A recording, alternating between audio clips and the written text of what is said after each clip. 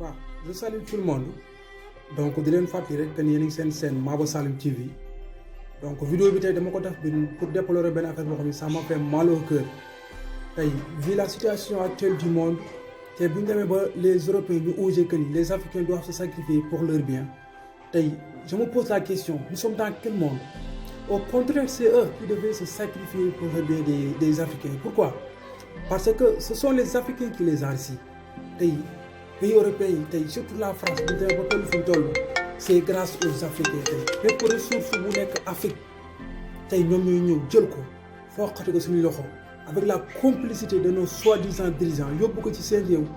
di ci riis tey ñu dem ba à un certain moment tey épidémie bi tudd le Covid-19 def ay ravages partout dans le monde tey ñun mën nañu sant Yàlla ñun fii Sénégal on n'a que 2 décès et plus de 90 guéris donc on peut dire qu'on a maîtrisé la situation donc ñun à chaque fois ñu jéggi des milliers de morts en Europe 800 morts en Italie chaque jour plus de 600 en France Espagne waxuma Amérique et consorts là te ñoom ñi ngi dund dans des difficultés ba pare ñu bëgg jël benn vaccin que dañ koy essayer fii nañ dimbali seen bopp ñoom ñoo gën a soxla ñu on a maîtrisé notre situation mais tey li leen métti mooy pourquoi les Africains sont beaucoup plus résistants que mais tey loolu yàlla moo ko def mais mënuñ ci ñun dara ñun on a vécu des choses yoo xamante ni tey moo gën a métti Covid-19 c'est vrai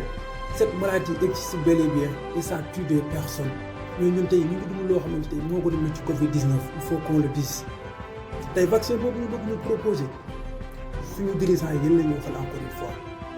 bis bu ngeen sàgganee ba européens yi jaar leen fañ leen daan jaar imposer leen vaccin bi dugal ko suñu biir réew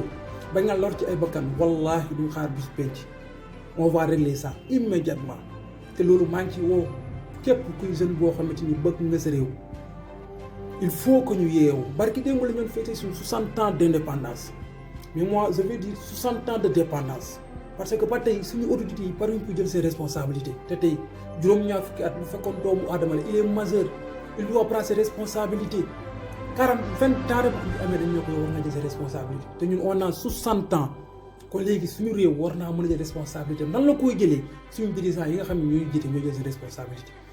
mais nag y a un problème mënuñ koo jël parce que à chaque fois buñ bëggee jël réew mi dañuy dem dans des pays occidentaux ay lobby ñooy nekk seen ginnaaw jàppale leen bañ fal leen su boobaa lépp luñ bëgg dañ koy def c'est pour cela tey pour ñu dakk bu muy jàmm du yomb